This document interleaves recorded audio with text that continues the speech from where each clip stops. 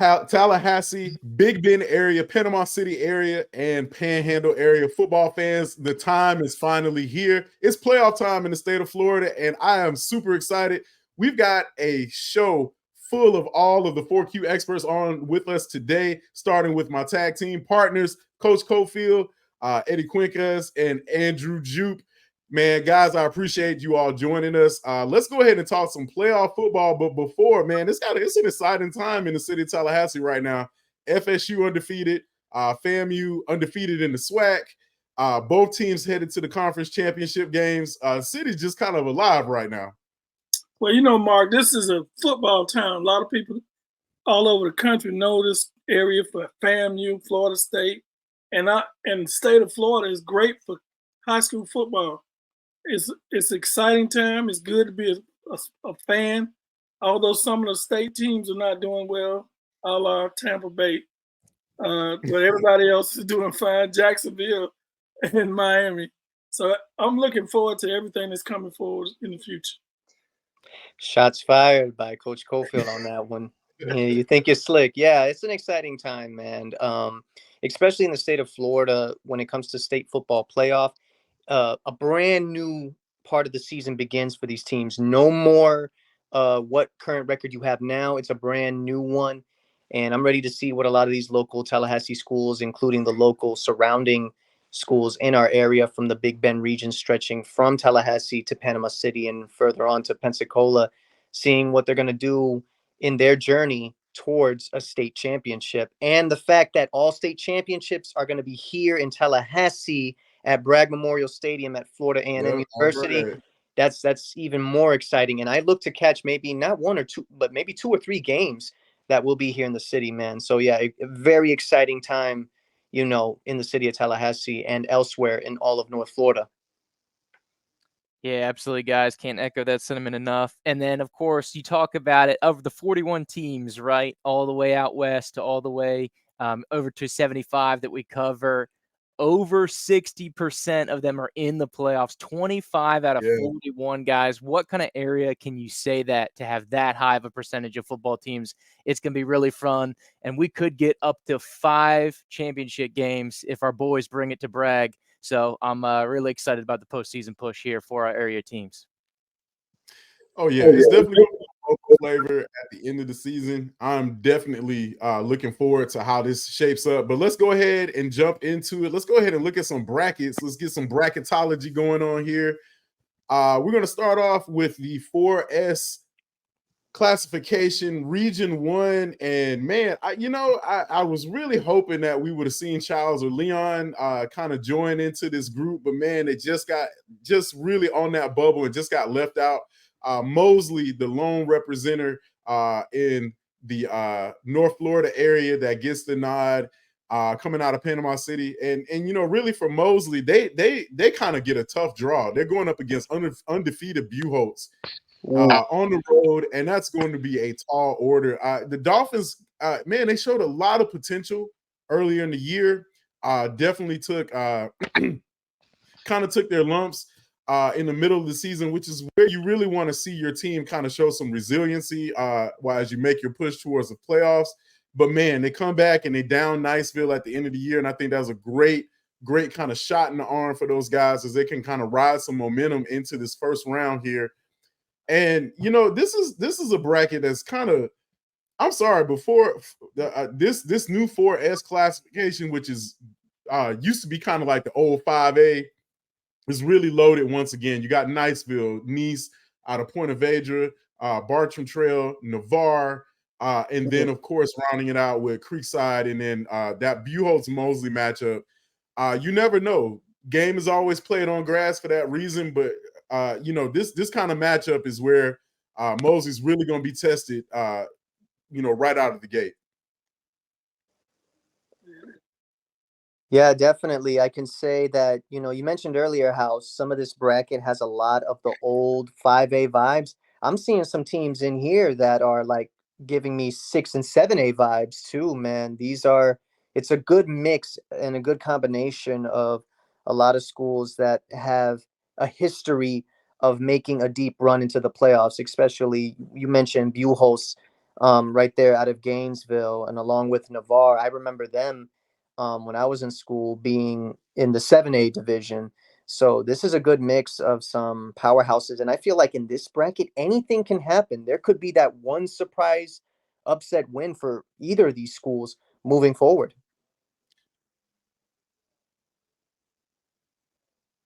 Yeah, I would definitely agree. There's a lot of cannibalism in some of the states in the local regions where they kind of beat up on each other. You see a lot of Pensacola teams, a lot of Jacksonville area teams that don't make it out of their area. And so it can be kind of shocking when they have to get on the bus and, kind of face, in the first round, a team from a region that they don't normally see. And sometimes you see some upsets and sometimes you see some surprises. I remember a few times there have been some teams that have gotten on the bus coming out of the Pensacola area or from the Gainesville area that have come into Tallahassee and kind of upended some teams, and vice versa in the Panama City area. So it happens. But Mosley gets that first kind of crack at the big dog, and then really Buchholz that number 1 seed. And here's what the rest of kind of 4S looks like. Treasure Coast, the number 1 seed in the Region 3 in that 4S classification, and Venice, the number 1 seed in Region 4, and then Lakeland is the number 1 seed in Region number 2. And so it just kind of you kind of get a good kind of feel of what the 4S landscape looks like, and just kind of rounding everything out. Yeah, it's tough, Mark. It's absolutely loaded classification. Even you talk about Region 1, absolutely loaded. Of course, for Mosley, tough to get Buchholz on the first draw. They got that big defense, but they took care of business when they had to do it. Their biggest game of the year, their Super Bowl. Basically, if they didn't beat Niceville, I'm not convinced that they're in, similar to another team that we have kind of down the line. And I think if you can play with Niceville, that you can play with anybody. So Buchholz is a beast, but this absolutely loaded region and classification as a whole. Good luck getting out of the region. Then maybe thinking about Lakeland or Venice, dude. Good luck. I wanted to add on that. Yeah. When I heard all the number 1 seeds and all these other regions, I was thinking to myself, hold up, there has to be somebody from Polk County in this bracket somewhere. And when you said Lakeland, I'm like, oh, that says a lot. But I like Mosley to give it their all in this matchup, especially when they did pull the upset off against Niceville. That just proved to me, okay, this team, started out pretty hot in the beginning of the season and then a little bit on the rough ends after that upset loss to Leon, but found rhythm towards the end of the season with beating Niceville to give them the confidence going into the playoffs. So I like them to put up a good fight, but then again, this is on the road. It's in Gainesville. And, Buchholz, when I was in school, was good. But now I see them as the new top dog in the Gainesville area. So, yeah, good luck to the Mosley Dolphins on that one. And hopefully, who knows, maybe they can pull off another upset win. Yeah, let's keep it rolling with we're going to try and get down to class number 3S. And so let's roll this over. 3S is really, when you look at it, this is one of those where, when I first saw this bracket, I was just like, oh my goodness, there's so much just kind of traditional talent here. When you look at the brackets and how it's just laid out. But really, when you take a look at how Lincoln just kind of fits in there pretty nicely with the rest of those other teams, I can see the Trojans kind of going up against some pretty stiff competition in the second and the third rounds. I think this is going to be one of the most entertaining brackets we'll have moving throughout the playoffs. But let's go ahead and run through this one. You got St. Augustine. They'll be taking on Middleburg, and moving down through the brackets. Pine Forest, that number 3 seed, they'll be taking on Escambia, and that's just a knockdown, drag out Pensacola matchup. And then, of course, you have the Lincoln Trojans. They will be taking on Matanzas. And then underneath them, you have Choctaw taking on Columbia Lake City. And these are a lot of teams that we expected to be here. But I think just looking at Lincoln being able to host in that first round, this is what the Trojans wanted as a district champion. And then being able to kind of take a look ahead, not too far, but they draw some favorable matchups with teams that I think they match up well against in order to be able to secure a couple of first round playoff victories. Hey, Mark, this is an interesting bracket because you see a lot of these teams. You're thinking back in the olden days, I guess a few years back, where some of these teams didn't have to travel this far. I see a lot of traveling in this group. You got a couple of teams in Pensacola, but everybody seems to have to travel a little bit. And I think Lincoln is in a good spot. They're on the top of the bracket. They get 2 home games in a row if they win. So you're looking at some special players, some teams with some names, olden days names. Pine Forest won a state title a few years back.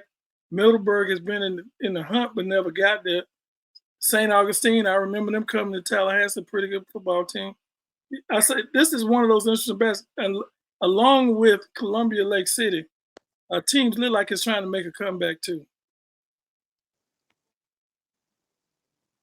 Yeah, truly, Coach. I'm seeing some, of course, teams that I'm familiar with, but most of all, teams that Lincoln is also familiar with. Lincoln has had crossings in the past. They've ran into the names such as St. Augustine and Lake City, Columbia.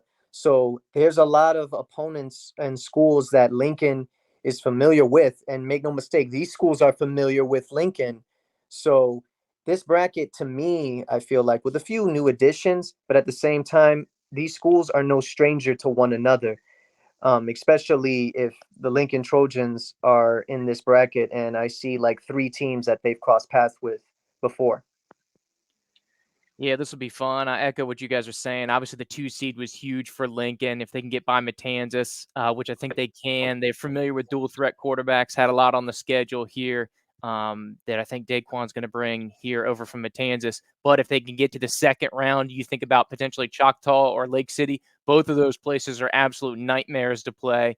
And all they need is one upset at the top. And I think all those 4 teams could make it through to the regional finals. If they get an upset, they could host all the way to the Final Four, gang. And I think especially for Lincoln, when you look at it, it's going to be one of the biggest advantages here. So really excited for the Lincoln Trojans to kind of flex here going forward. And basically their playoffs started last week, guys. They played a really good Florida High team that, talking about Final Four team, they're back at it again.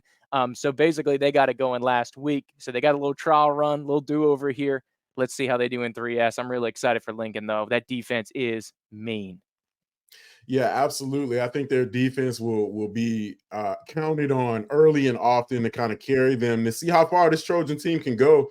Got the young quarterback in Sims. If he can get that offense to kind of get into that explosive kind of dynamic that they have been in, that they've shown flashes of earlier, breaking that 30-point threshold, I think they can be a really dangerous team going down the stretch. They've got all the right pieces, especially in the trenches on the line, on both sides of the ball, on the offensive line and defensive line. I really like the Trojans' chances to try and see if they can make their way to the regional final and possibly push it further. Let's go ahead and move down to Region 1 in the 2S classification. And this is the one that we're gonna take it. We just block out another 5 minutes and just go ahead and talk about all of the teams in this very loaded bracket here. Yes. Let's go ahead and start off with Walton. Walton really has been, I don't want to say a surprise, but this is a team that a lot of people across the state did not see coming. We talked to the coach, way back at media days in July, and he knew what kind of pieces he had. I think he understood, that they favored or they would be favored to win most of their games in a very tough schedule, and they held off a lot of good opponents, and they deserve to have that number 1 spot on the top line in the bracket. And for Walton, I think it has a lot to do with just the dynamic of where, historically, the Braves kind of every 4 to 5 years, they put together a really dynamic team that makes a lot of noise in the playoffs, and this is no different. So I guess it takes time for those kids to grow up around each other into a similar system. They've had a couple of coaching changes over the last few years, but again, the talent is there, obviously, and they have really put it on display this year. They've gotten the key victories where they needed to. and they've been one of the more dominant teams in the area. Well, we're starting out with Walton, but South Walton gave them fits during the regular season. It was a field goal in overtime that won the game, and if I'm Walton, I'm not happy with my matchup because that's a team it's tough to beat twice. You hate to play teams twice. So what? You hate to play teams twice. Yeah, especially a county rival, and you barely beat them in the regular season. That is not a fair matchup to start the playoffs. But I guess you got to start somewhere. Yeah, Coach. That saying, I was going to add to that. It's always tough to beat the same team twice, truly, and especially when you're running into a rival first round in the playoffs, man, where now you have twice the intensity, twice the meaning, and now it's win or go home. I'm excited for this bracket too because I've been following closely with the Wakulla War Eagles, who we're going to talk about here shortly as well. Undefeated, 10-0. I like the journey that's set for them. They have a good one this Friday night against Gadsden County in the first round. And if you look at how the bracket is set up, they could possibly play Florida High in the next round, and then after that, maybe Walton. I feel that this season for Wakulla in the regular season, they weren't really tested as much. You know, Coach Cleese and his team did phenomenal. I think that was my little sister in the background.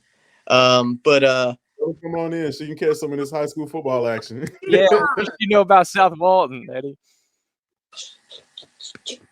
So, but yeah, I think that looking at the way every matchup here on either one of these lines is going to be a Super Bowl. Oh yeah, it's going to be a dominant dominant game. This is the most loaded bracket in across our particular area in the entire playoffs. And I think that the way the teams match up, this is what we were waiting to see. We kind of knew that one was going to separate themselves from the other, but here we've got 1, 2. We could have nearly had 3 undefeated teams in this bracket. Yeah, and this bracket is the most unfair bracket in the whole state because you probably got 3 different teams that could win the state out of this in the whole tournament. And they all playing each other, knocking each other off right at the beginning. Yeah. It is. If I'm coaching, I'm like, dang, y'all want to make the playoffs, but dang, I got to play these guys. And the advantage of whoever comes out of this, you got to pretty much think they're the leader for the state championship anyway. Yeah, truly. And I feel like this will be a moment of truth for a lot of these schools who felt like maybe they weren't tested as much in the regular season, but you're about to be tested now. And that's what I see with Florida High. That's what I see with the Wakulla War Eagles. I could say the same for Walton and Gadsden County. Like everything that has led you up to this now is to see who you truly are as a team. And do you have the depth and courage to make that run to ultimate glory, which is 2S Division State Championship? Yeah, this is wild. You guys said, oh, sorry, Mark. You got it, dude. No, it's okay. It's okay. Go ahead. All right. So, yeah, I was just going to say, like you guys said, they're playing again, right? And so this is 1 of 5 games. So we have 10 games on the slate involving our teams. 5 of them are going to be rematches. These guys played, like you said, back in week 6, and it's going to be tough. You go undefeated, you win your district. How do you get rewarded? You have to play another district champion. This is going to be one of those things that people are going to raise some questions about when we talk about the inevitable change for the playoffs next year. We'll leave that be as it is. But, Walton's going to need Cornelius McKenzie have another big game. He went for 103 touchdowns last time. They're going to need it. This may be one of the most competitive games, not only in the region, but kind of in the stage as you look around.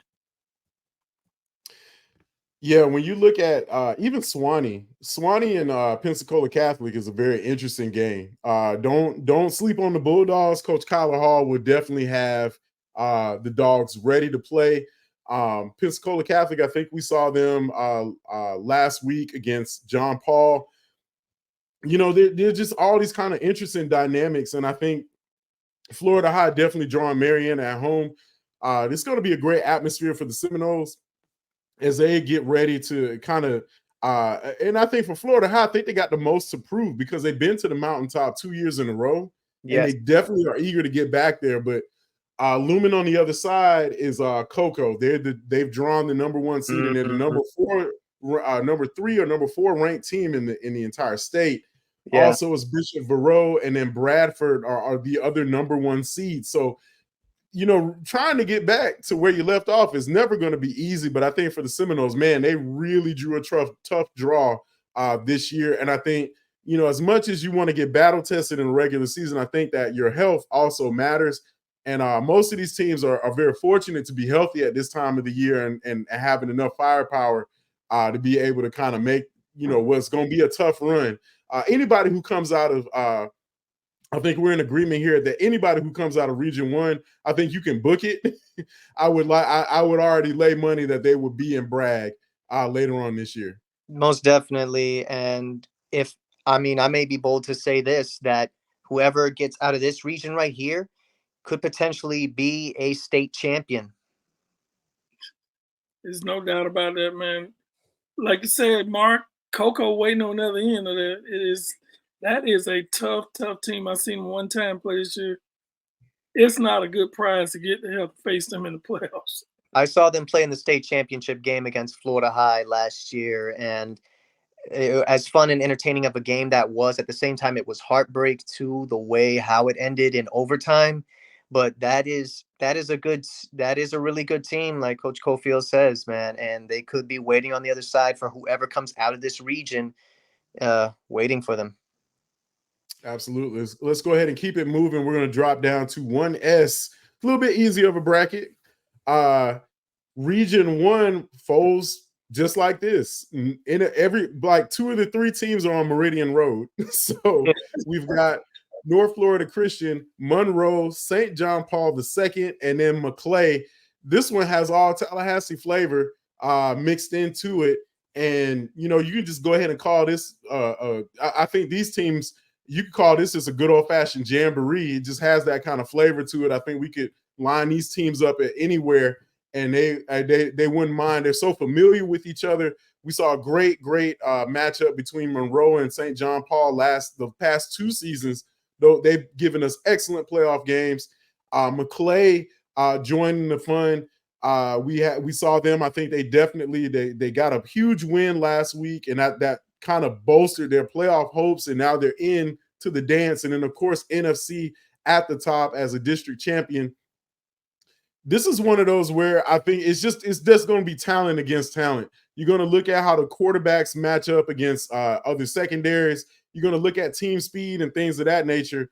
But really, I just like what NFC has done this year. J.P. Pickles has been an absolute field general for the Eagles, leading them through one game after another. And really, for Monroe, we've watched a team that has lost a lot of talent, but still very dangerous and very resilient if they can sustain drives and really play 4 quarters of football. Mark, I think the difference in this whole bracket is Leon Washington. He is the guy, the game breaker. He's a guy that plays every position, does everything, scores, kicks, runs, punts. He does everything. And if you can slow him down, then you got a chance to beat NFC, which I think is a favorite in this bracket, one of the most successful teams in the area. Yeah, Coach, definitely NFC had a bit of a slow start to the regular season when they started 0-2, and then I believe they went on a good winning streak of their own, 6 in a row.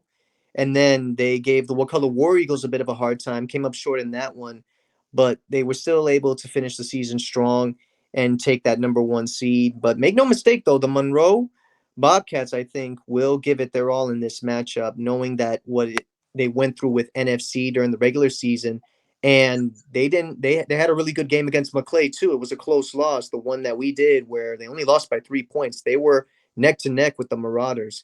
And speaking of McClay, that should be a good one, to take on, in my opinion, what's grown to be quite the rivalry in Tallahassee between the JP2 Panthers and the McClay Marauders. Quarterback Grant I think this will be a big game for him, but JP2 has a really good quarterback themselves, who I saw just, even though they lost to Leon close, Leon had no answer for him. They could not stop him.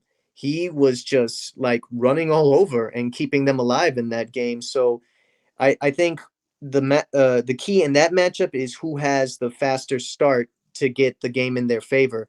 So this is exciting first round, believe it or not. Yeah, it'll be wild. Obviously, we're very familiar with these teams all in the Big Bend, right? Probably you go an hour and encapsulate all campuses here in this little road trip. An extra week of film, gang. So there may be something wild here in the week because, of course, they have the week off this week. They'll play next week just because 2S is so small, as you know. But NFC Monroe played just 2 weeks ago. And, I mean, JP Pickles just went absolutely bananas. I think he had 483 in the air and 250 on the ground. The offense put up almost 800 yards. On the other side, Tremaine Hughes, but of course, loaded district region here. All the quarterbacks, it looks like, are dual threat. So at any given time, if somebody wants to play a little hero ball, we could see something interesting, guys. But great to see all 4 of our teams coming from our region. Cuatro. Yeah, absolutely. This is going to be a nice little fun bracket to watch. I think there's going to be a lot of talent on display. Each team has their own kind of, calling card. McClay definitely looking to capitalize off of the momentum. St. John Paul, what can Tremaine Hughes do with his legs? How can he beat you there? Monroe, I think they may be, they might be a season away, but this is where you want to start, training your youth. And I know Coach Cofield, when you talk about playoffs, it's extra football and guys get extra practices. Yeah, you just kind of establish some things with your kids, get them used to the playoffs. I remember the first time when we were at FAM, the playoffs was a surprise to us because some of the teams we thought we were as good as, they were better in person than they were on film. You can study film all day long, but it's nothing like watching those guys right up close, all the way down to the state championship. You're looking at film, and one of the things that you do as a coach, you're not waiting till the playoffs start to start studying your opponent. You would, like we did, we collected film all through the season. We kind of knew who we were going to face, and we started collecting film, getting ready, and having a game plan already for whoever we met in the playoffs. It's intense because it's one and done. Your kids, I can't even imagine. Some people can't imagine. If you've never been to the playoffs, the intensity level is super high because if you lose, you're out. If you win, you want to keep going. And so, as a coach, I think a lot of first-time guys that get in the playoffs, they find out I can't come with the same intensity I had during the regular season. We got to take it up a level, and I think that's the benefit. Sometimes, something like with Monroe, maybe a young football team, they come in the first year and they learn what they got to do to get past round one. It is a tough thing because everybody in the playoffs is good.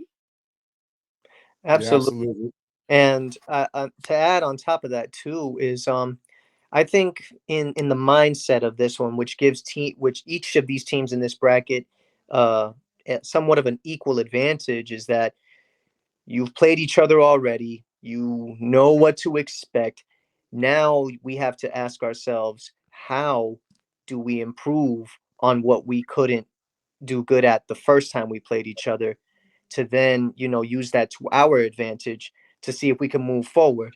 And I feel like one of these games, man, is going to be a surprise for us. A potential upset is a possibility. Who knows? And I'm really looking forward to seeing a Cinderella story unfold in this bracket, guys. I feel like it can happen. I mean, NFC is highly recognized, of course, with their history from the class 1B and 2B and 1A days and stuff like that. But I feel like now, with all of these other familiar schools all together, it could be anybody's game if they set their mind to it. Yeah, absolutely. All right, guys, let's go ahead and get some water, and let's go ahead and put some honey and lemon on the throat. We got a lot of teams to run through because we are now down to the one rural classification, and we've got a ton of teams. This is half of our local area teams stretching across the Panhandle to Tallahassee and then down into the Panama City Beach area. Let's go ahead and run it down. In the 1R or rural classification, it starts with Bozeman, the overall number 1 seed. They get a bye, so they get to kind of rest up. take an extra week of football off, kind of study an opponent here and there. And then down on that second bracket is J, where they'll be taking on Northview. And then we got Holmes County, the number 2 seed, and they also have a bye. And that leaves Chipley taking on Vernon. And I believe these two teams already faced off earlier in the season, if I'm not mistaken. And I think Chipley kind of won pretty soundly. Not that we need to go to sleep on Vernon, but I think Chipley wants that rematch with Holmes County so bad that they will be willing to kind of take a peek around the corner, even though that's a total football violation. You don't look ahead the next week, but I don't think they can help it.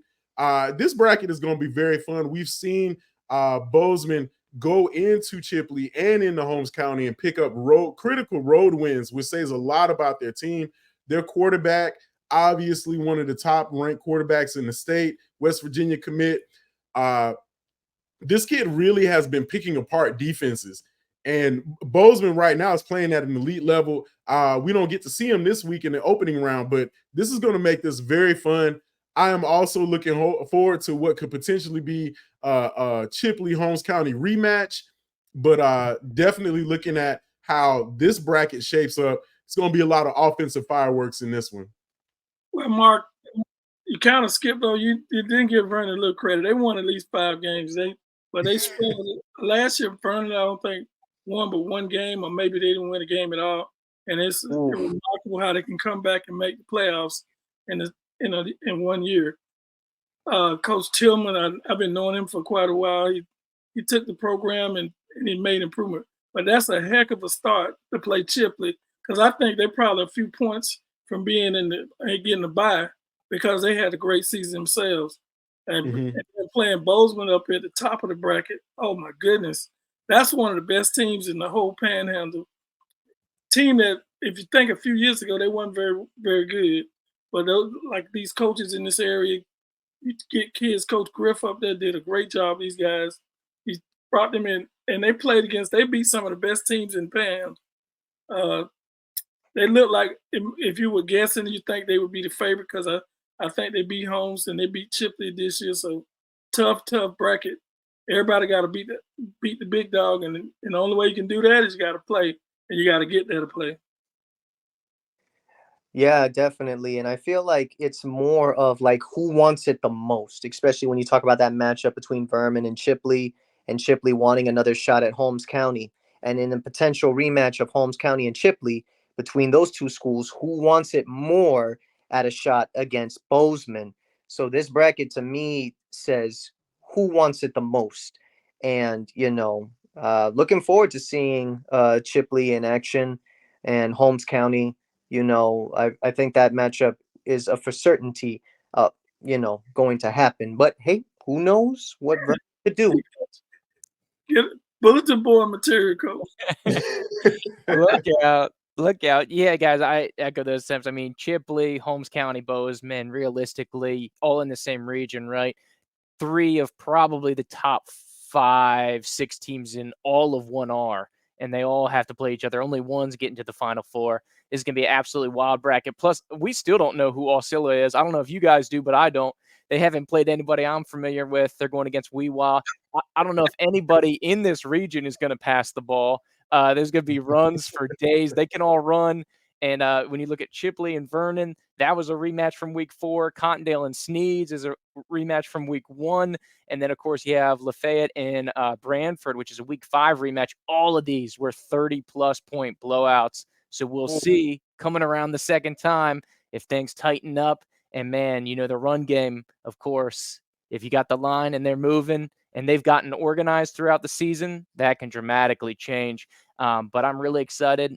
Great games all over the place. We got a lot of good runners. You think about Zay McDaniel at Weewa, Jason Patterson over there at Sneeds, and a lot of great talent that we will see showcased over here. Great region.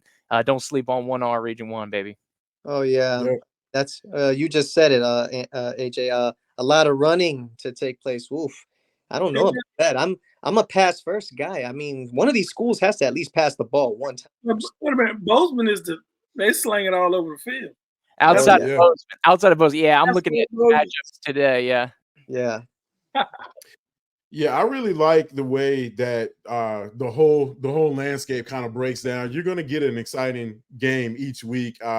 In the region 2 of the 1R classification, Bluntstown and Port St. Joe are your first round buys, with Bluntstown being the top seed and then Port St. Joe following behind them as the number 2 seed. But look at Sneeds sitting right there. Man, they had a 4-game skid. They were able to put it back together. I think a couple of their guys got healthy, and they were really able to secure some victories to round out the season. And they're going to need that momentum going into their first round game. And this will be a great. If you ever been out to a game at Sneeds, you need to go. It's a great playoff atmosphere. A couple of years ago, I think the season before, they were undefeated going into the playoffs. And it was absolutely electric out there. The entire county came out to support them, or what it seemed like, and it was a great atmosphere. So I don't expect anything. And that's really the thing about 1R football overall. You're going to get a lot of just Friday night lights, quote unquote, atmospheres. The town is going to shut down. People are going to close up shop around 4:00, and they're heading straight over to the stadium. You'll smell it before you get there because everybody's barbecuing. If you've never been to Boot Hill or some of these places, you got to go. Looking at Osceola Christian, this is a great first round matchup for them. Hey, Mark, one thing, the most dangerous team in that region is Sneeds. They got 16 seniors. Yeah. Madison, the running back in Cincinnati, they are a dangerous program. They got this stuff together late. Be on the lookout and see where they come from. Yeah, absolutely. This is just going to be a lot of fun here. Just looking at how Osceola, being able to host, I think the first round playoff game, something that they haven't been able to do for quite some time. So it'll be a nice atmosphere on Friday night. And then, of course, down in region number 3, you got Madison, you got Lafayette, Fort White, and then, of course, Union County, and then Fort White and the Cowboys. Cowboys have gone about their business very quietly, without the hype, but they've secured a first round bye and the number 1 overall seed. You just can't. It's something about the mat. It's something that they put in the water over there at Boo Hill. You can't explain it, but they somehow figure out a way to get the job done. And this is going to be equally as exciting. Coach Edwards down in Lafayette has a really, kind of a young team, but an experienced team as well. They were able to experience some playoff magic last year, and I think a lot of those young guys remember that. And they'll be taking on, if I'm not mistaken, I think Lafayette draws Brantford. So first round matchups, and being able to look at how home field advantage plays a huge advantage to a lot of these teams opening up the playoffs. And this is going to be a lot of fun. You talk about home field advantage in the playoffs, and Coach Cofield, you talk about how, the importance and the intensity, you guys, about like a county and a town's support behind their school. Each one of these schools we've gone through so far, Madison County, Sneeds, Bluntstown, Port St. Joe, all have a wonderful football tradition, and it's a big deal. It's year long for these small towns and stuff like that. So home field advantage definitely plays a factor, especially over there in Madison County. I mean, I've been to a game or two in that stadium. It's scary. It's scary with that crowd in full force, and especially when you have a town where it caters all to the support of its high school, and I'm like, I've never seen any of like this before, being a new person moving from South Central Florida. I'm like, I was introduced to a whole nother world of high school football when I went to see a game in Madison County. Man, it is tough. It's quite a reward to win a playoff game and then have to go to Boo Hill to play. It is a tough environment. They don't lose very much. Those kids, I went to a couple of practices. They don't practice like everybody. It's tough. No, they don't. They hit hard all day long. I coached a couple of them in an all-star game. They were the only kids. It was supposed to be, just thudding up. They were knocking the heck out of people. They said, "We don't know what that is, coach." And I'm like, dang, these kids, they kind of different. And they grow them over. They start from the youth football all the way to high school. They got some gamers over there, and I wouldn't want to have to play a playoff game in that place. It's tough. We've been a couple. Remember, Mark? Yeah. We game one of the I tough. have played at Boot Hill. That is not that ain't what you want on a Friday night if you're the opposing team. But those are your brackets. And man, I am looking forward to Friday night. Nothing like the first round of the playoffs in the state of Florida. It's just such an electric atmosphere, especially across I-10 stretch that we cover. But I'm gonna have it's gonna be a toss-up. It's gonna be a coin toss. I'll be in town, but I have to figure out which game I'm gonna go to. I'm not sure which one. So maybe hopefully I'll have that decision made come Friday morning, but it'll definitely be a game time decision for me. Yeah. So yeah, gentlemen. Which game are you guys looking to go to this Friday? I think my mind is made up, and I'm going to be heading to J.D. Jones Stadium to see the Gadsden County Jaguars take on the Wakulla War Eagles. Even though I think Coach Cleese, when I interviewed him early at the beginning of the season, consistency within your program is key, and he's done such a fantastic job. I like him in that game though, but I'm gonna give Gadsden County, a fighter's chance, and who knows? It depends on how they start that game. Could be something. So I'm gonna be at that game. Oh, I don't know where I'm gonna be. I might be sitting in front of my laptop watching all the games on the internet. You need you got catch some rays from the lights of the stadium, Coach. Hey, I don't seen a million football games. I'll be fine. I'm watching on my laptop because I can see a lot of these games, and I don't have to worry about it. It's exciting football though. Going around this whole area. You got playoff games on one side of town to the other. I'm looking forward to. You got two. What is it? The 1A, 2A, 3A. I guess they changed it. They changed these destinations for districts. Look like every other year. I used to go from 1A all the way to 8A, and now you got suburban, metro, rural. I mean, I don't even know what time some of these games are start. Huh? It's a lot to manage and keep track of. Oh man. But you knew they were going to do something. I think it's more a fair playoff system because a lot of the schools in the big areas, they kind of take advantage. They always win in the state from Miami, Jacksonville, the same schools over and over.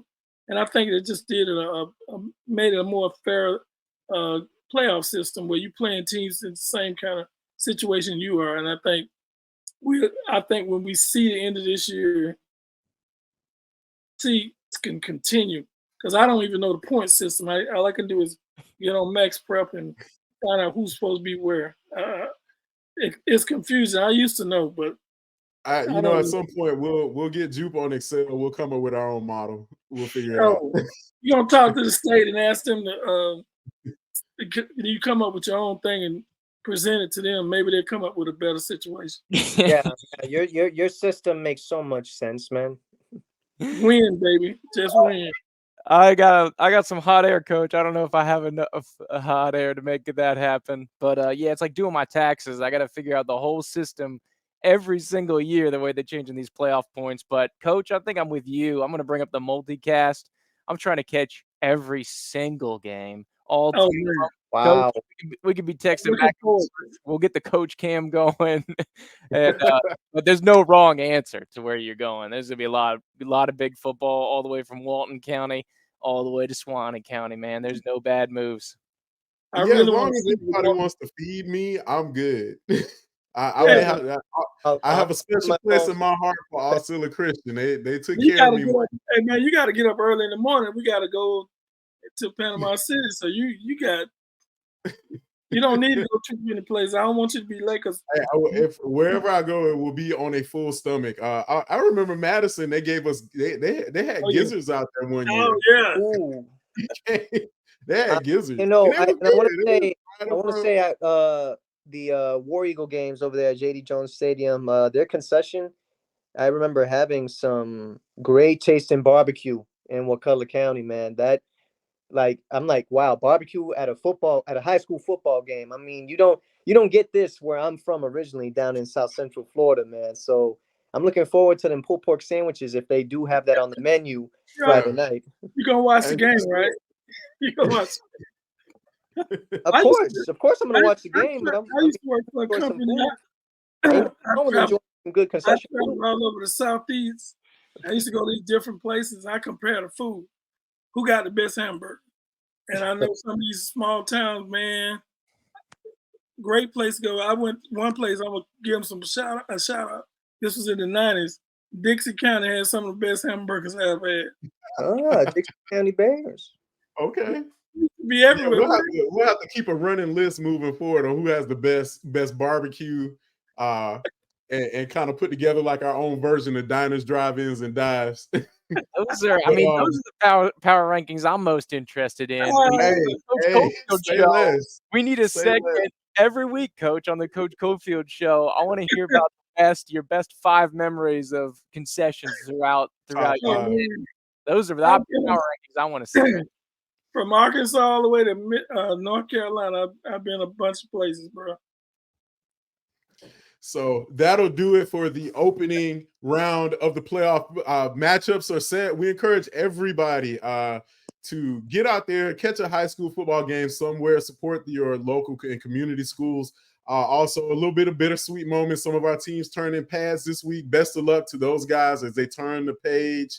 But man, playoff time in the state of Florida, baby. We are here, and we're going to figure out which game we're going to catch, whether it's on the simulcast behind the laptop or right there live and in person.